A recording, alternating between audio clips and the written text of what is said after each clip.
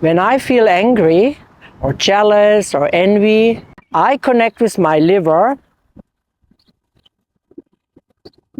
and then I practice the liver sound. I open your chest here and connect with my liver, and then I give this sound into my liver.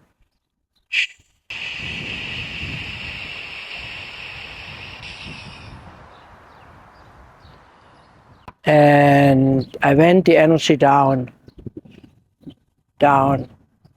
And then I feel again into the liver. And if I still feel angry, I repeat it so long until I feel no more anger.